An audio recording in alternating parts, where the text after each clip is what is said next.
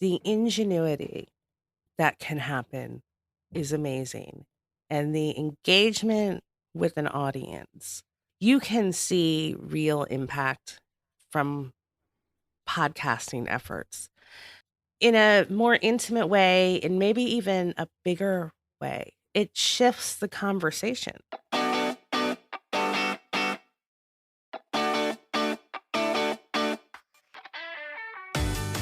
Welcome to Audio Branding, the hidden gem of marketing.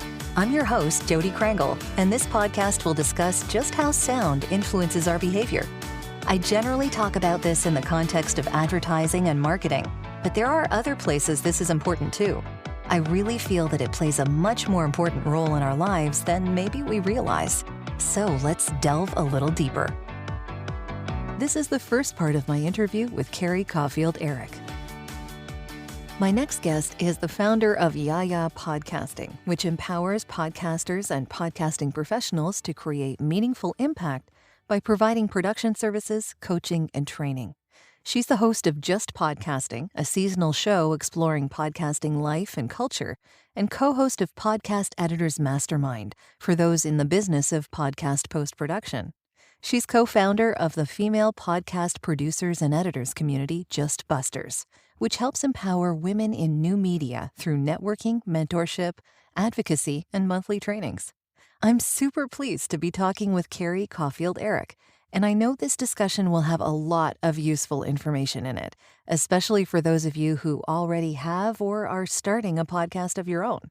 So pay attention. You might just learn a thing or two. Well, thank you so much for talking with me today, Carrie. This is great and very strange times we're in. I hope you're doing okay. Yeah, well, thank you for having me, Jody. And I am actually doing okay. That's So we've good. been locked down here in Delaware for about 2 months now. Okay, yes. But we are one of the states that shut down early. So things are okay. I'm glad to hear that. That is very good. Yeah. And you had mentioned before we started talking that you're doing a lot more consulting and a lot more podcast work for people because everybody wants a podcast now. How's that going? It's really great for me. Yeah. I'm sure it's good for you. Yeah. Yeah, so it seems that people are realizing the power of podcasting, which is awesome. And hmm also, podcasters are looking for creative ways now to compete with all these other people entering into the space. So I've been doing a hmm lot of consulting around audience growth and marketing, which has been very interesting. So I just Yeah. did a consultation for somebody in South Africa with a Nigerian podcast audience. Wow. Very cool. So that was really interesting learning about podcasting in Africa in general. And I was really excited hmm for her because podcasting's still fairly new there. hmm So she's where we were like 5, 10 years ago Oh, okay. in developing the medium in her country and Africa as a whole. So really fascinating. Yeah, that's great. I'm glad that that she's getting into it. That's, the more people do that, the more things will advance, right? Right? Absolutely. And for Nigerian specifically, it is about a cultural shift from hmm very conservative, very censored traditional media to this kind of democratization of thought that they hadn't had before. And it's driven by people 18 to 27. Wow. I mean, almost entirely. hmm So it's incredibly fascinating. Yeah, it's amazing how media expands our world. Yes, The yes, so it's internet. important. This is important work that Yeah, beyond, just, generating an income and brand awareness, this is shifting cultures sure. and shifting thoughts, so Yeah. Yeah, it's important. Yeah. I'm yeah. I'm really glad to hear that, people are starting to realize how important it is. That's, Yes, everywhere. That's a good thing. yes, absolutely. So, getting into how you got into this, I'm curious as to what your interest was to begin with. I mean, did you start out liking radio? Did you start out just liking the internet? Like, where did this all come from? I think the seed was planted very early on. I Mhm. have always been a listener. I have always observed sound. I was the person in my house, even from a very young age, where I could identify the sound that happened Okay. that freaked everybody out, Mhm. right? And I think that was because, that was like a coping mechanism because I too was scared by that noise. So I Mhm. had to think about what it was. So I've always been kind of recording sounds in my brain. And my father, when I was probably starting when I was a preteen, uh, s- really got into the carousel industry, Okay. which is not something you hear every day. Uh-huh. So he loved the band organ music um, that the carousels that play along with the carousels. Mhm. And he started listening to reel copies of that. Then he started identifying all the old music that had been lost, where all the records had been lost. He Mhm. created a catalog. This is like a 10-year project for him. Wow, So that's it's fantastic. always listening to something, always researching something. And then he started reproducing it. Now that's the key. Yeah. Okay. And reproducing the roles Mhm. that played the music and making new compositions and all with these little punch holes. That's so great. Wow. It's And kinda like mini I wouldn't programming. call my father musical in any other way. I mean, he knows how he's supposed to sound. He can't carry a tune, he can't Mhm. play an instrument, but Yep. he could put all this together.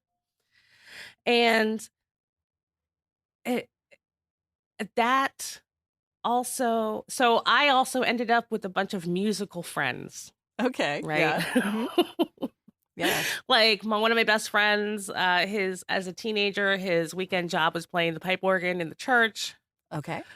And then he went on to restoring pipe organs, and then him and my dad had a lot to talk about after that. Oh, I'm sure. Yeah. So, I can sort of uh, see the relation between mathematics, programming, and music, though. It's kind of interesting to see how the two relate to each other. yes, and actually, one of my dad's friends came up with a program Mhm. to do that mathematically. So do those kind of punch rolls I see. mathematically, so you can run it into a computer program and it can play the music. Yeah. Wow.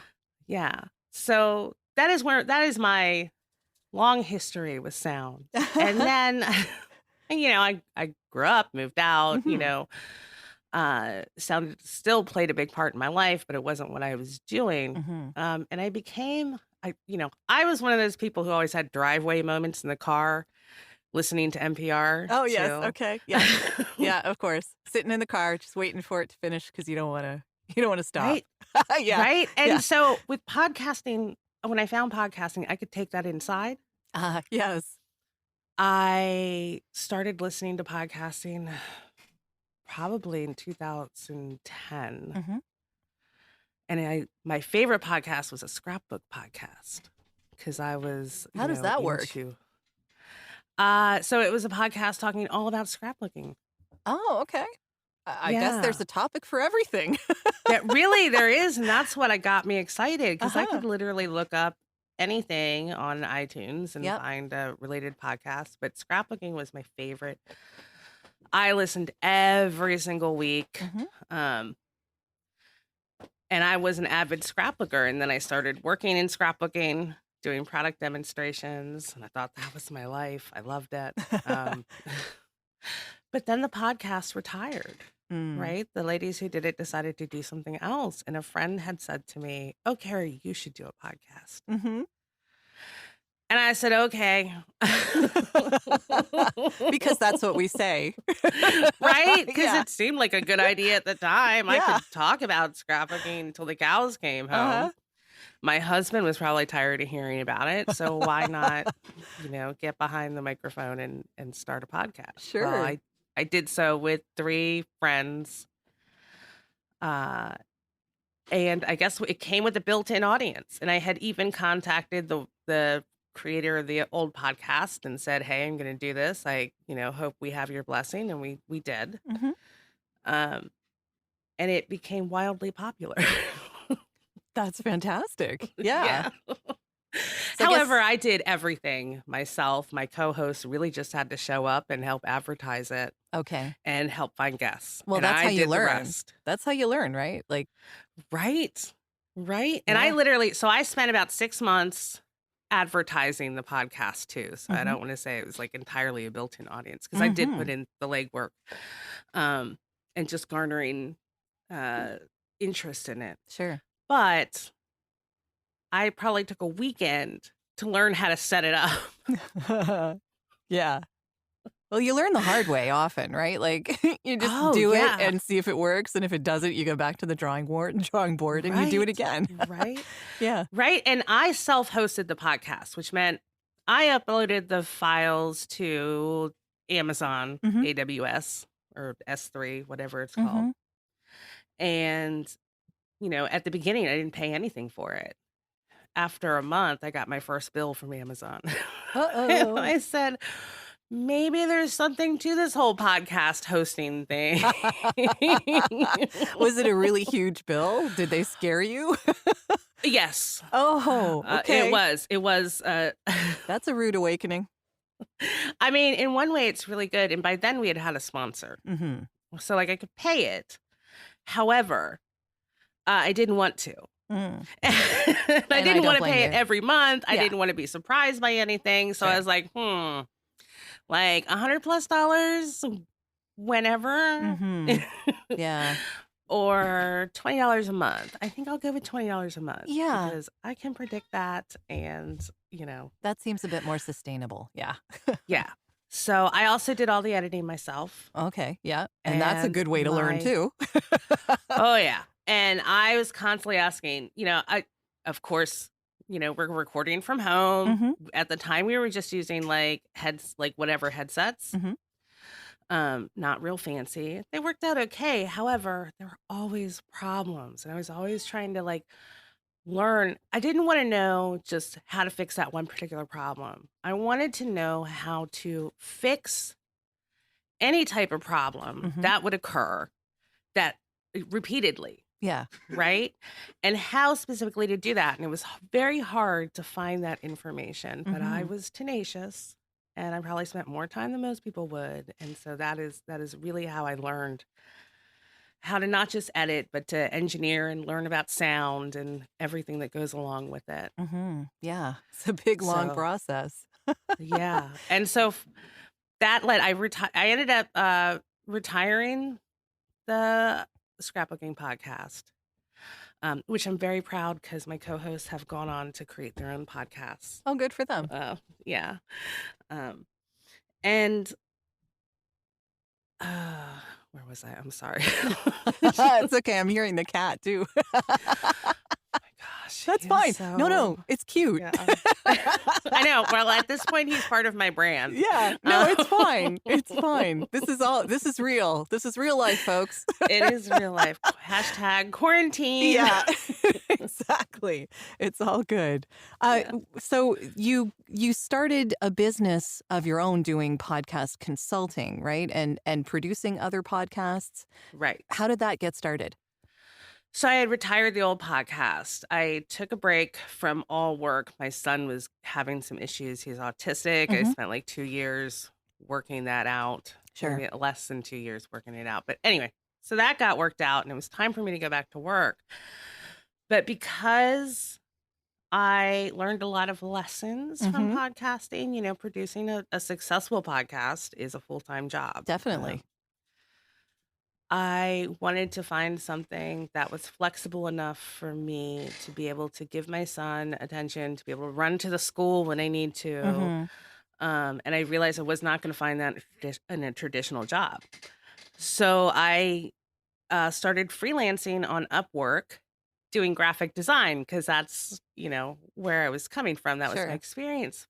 But I kept having that whole podcast thing. I wonder if somebody would want these skills. I Mhm. have all these skills. I wonder. So eventually I was just kind of frustrated with graphic design. Mhm. And I was like, well, let me just try and see if somebody will pay me to do anything with podcasting. Yeah. Yeah. And I ended up finding a company in Australia who was looking to start a podcast and needed some consulting. Hmm.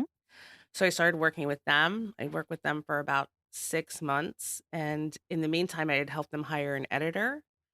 And I was listening to these people's samples. And I was like, well, that's not right. Yeah. Which is often the case, unfortunately. Right? Mhm. Yes. And I was like, I could do better than this. Sure. And I saw what their rates were. I was like, I could do this. And so I started looking Mhm. for editing jobs on Upwork again, which is, not what I do now, but at the time it worked. And I got my first client, and then I got another client, and then I got another. And I was like, okay, well, this could really be a thing. Mhm. And so I freelanced for about a year and got enough clients. Hello, kitty.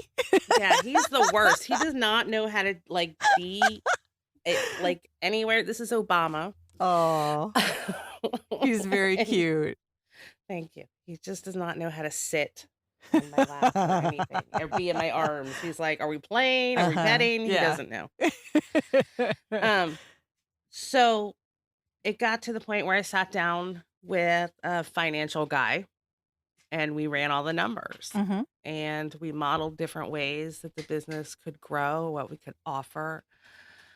And I decided to then form an LLC too, because I was doing enough work where I wanted to protect my assets. Sure. Yeah, that makes sense. Yeah.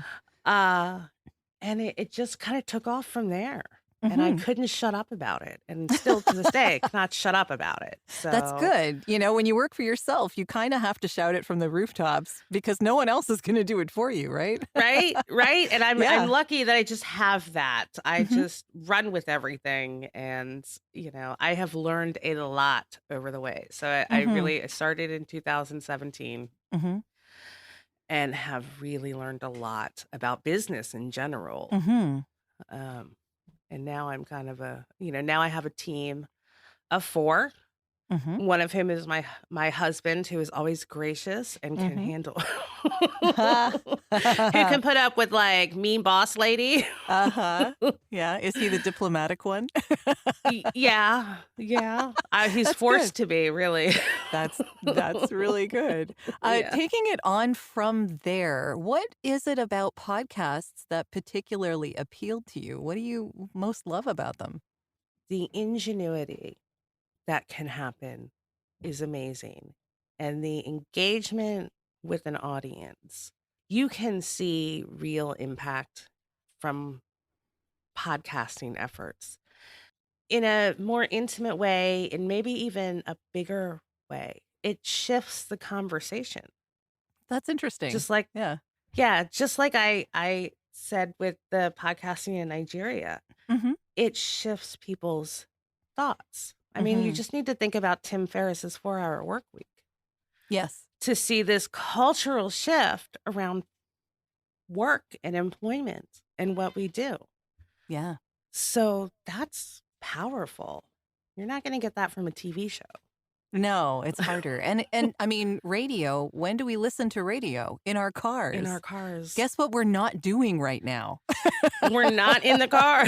No, we're not driving right now. It's just Right. not happening. So I don't know what radio is going to do, but radio people getting into podcasting has now become a thing.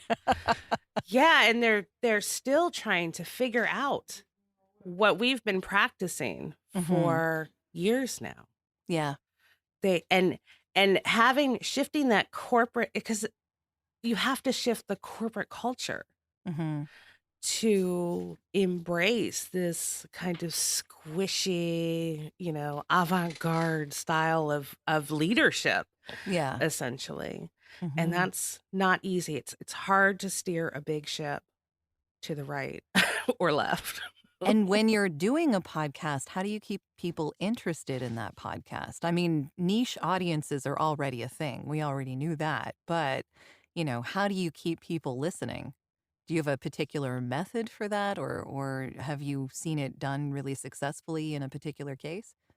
Do you mean to the show or to an Yeah, episode? Okay, to the to the show. show in general. Yeah, I mean So, episodes can be hit or miss. I know that, but yeah. right, right.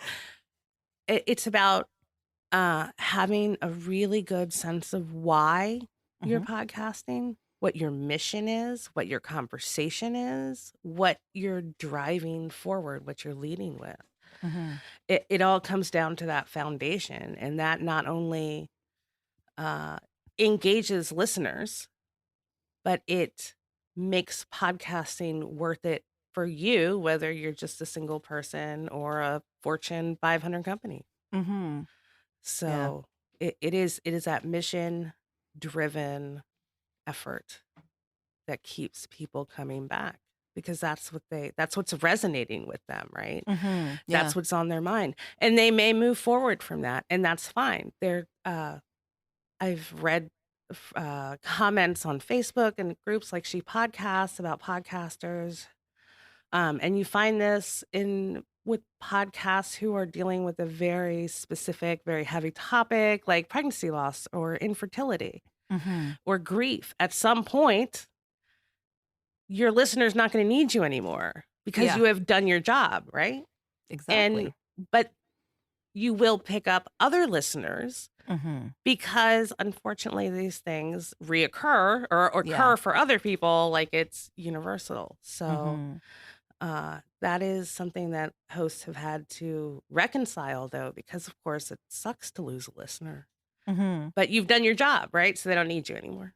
Yeah. Yeah. I guess that's the point of it. And if your why is still your why, then you just keep on reaching more different people. Right. Yeah. Right. Okay.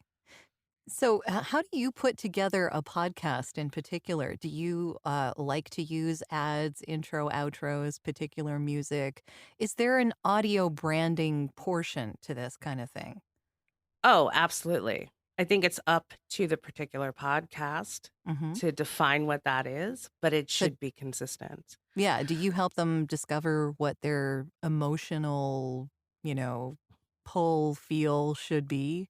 Yes, Uh yes. huh. And we do that. So I'm actually working with one podcast now who is in the middle. They've had season one, it did Hmm. really well. They're working on season two, and they want to kind of shift that and add in more audio elements. Transition music Okay. to Yeah. heighten the mood, the atmosphere. Hmm. And, she picked out the music, which is fine. And that's what I ask people to do is I can't decide that for you. Hmm. Right. Because people used to want me to decide that for you. I was like, I can't because A, you have to like it and you have to listen to it for Lord knows how long. Yeah. And B, I am not as intimately familiar with your vision and your brand as you are. So do you ask specific questions to get them to think about that? Or, I do they just know? I think on some level they already have it in their head. Hmm. Like they already have that association. And so I ask questions like, is it fast? Is it slow? Is it inspiring? And I try to use the same words that you would find in any royalty free stock music search, Sure. right? Yeah. Yeah. Because otherwise it doesn't relate to anything. Hmm. And then they can go into that music search with a frame of reference, Hmm. right? Like, how many beats per minute do you think? Do you want it like techno? Or do you want it Yeah. more chill, right? Hmm. Yeah. So you have to think about things like that. Hmm. And so, but if we're talking about, uh, the kind of the underscoring of the audio, then we need to think about, okay, so what are we underscoring? Is it positive? Is it negative? Is it Hmm. inspiring? Is it like, wow? Hmm. And so I had that conversation with this host. And so she went and she picked out a variety of different like incidental music.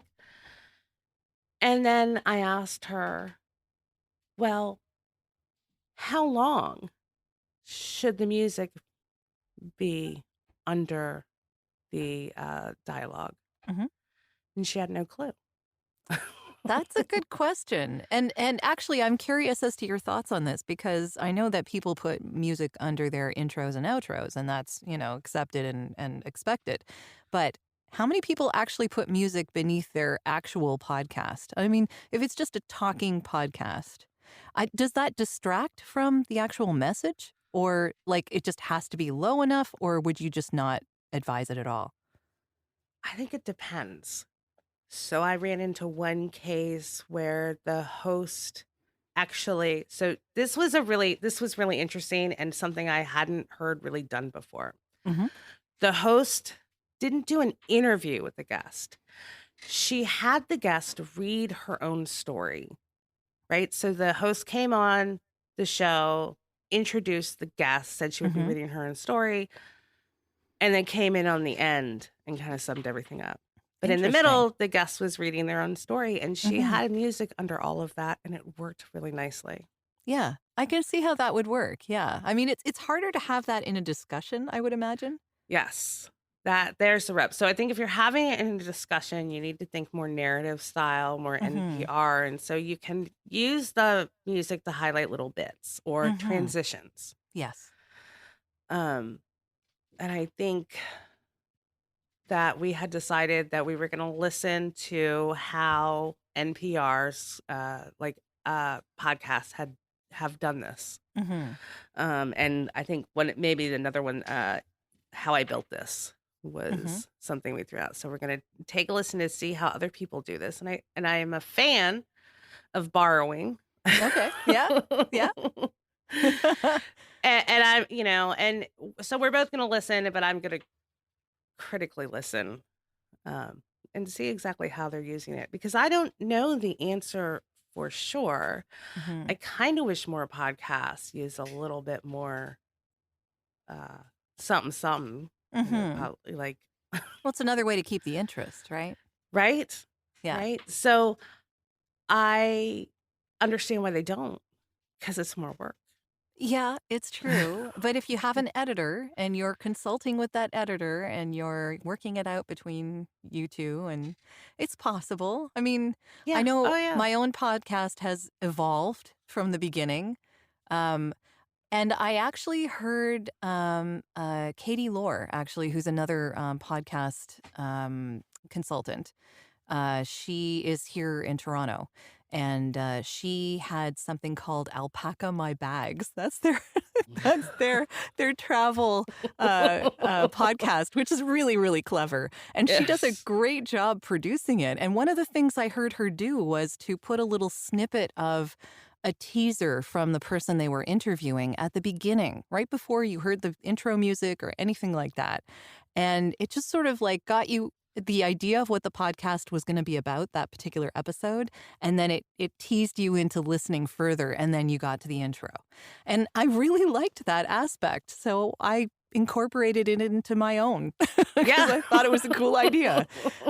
So I don't do transitions so much. I just have that intro little teaser at the beginning to let people know what the episode's going to be about and let them, maybe they'll want to listen to more after they hear that, I thought it was really clever of her. So there's lots of different things that you can do to get the interest of the podcast, and lots of things that I've heard that are sort of debated. Like, for instance, I have a part 1 and a part 2. I usually split my podcasts into 2 because I've recently started and people's attention spans are pretty low. And so I like to keep the interviews to a fairly, 20 to 30 minutes standard. And then also, I find that it keeps people listening because they want to hear the second part, right? Right, yeah. But it's debatable, and I think it depends on what kind of podcast you have. And like I've heard a lot of people say, "Oh, no, people want to listen for 2 hours." And some people do. Yeah, I don't want to listen for 2. I can't. I just don't have the time. So I don't mind when people split up a super long episode. Now, if they cut it in a weird place, they drop me off a cliff, I'm going to be like, I don't know about that. There's a trick to that too. Yes. Yes. So, you have to do what's right for your audience. But I would say too, like, I can't listen to Joe Rogan's podcast because they don't end. Yeah. They Well, don't what is end. that, 4 hours? I don't even know. I just Yeah. know that I can, my husband watches it. And I'm like, I don't have that much time. What do you I don't even think he's ever finished. Like, has he finished one? I don't know. I might be able to watch him. I think it's more entertaining to see it on video. I don't know if I could listen to it for that long. You know what I mean? I can't do either. It's all debatable. Yeah. Yes, Everybody has their yes. breaking point. Yeah. But I think that you just need to do what works for you and your audience. At some Yeah. point, you just got to block the debate out.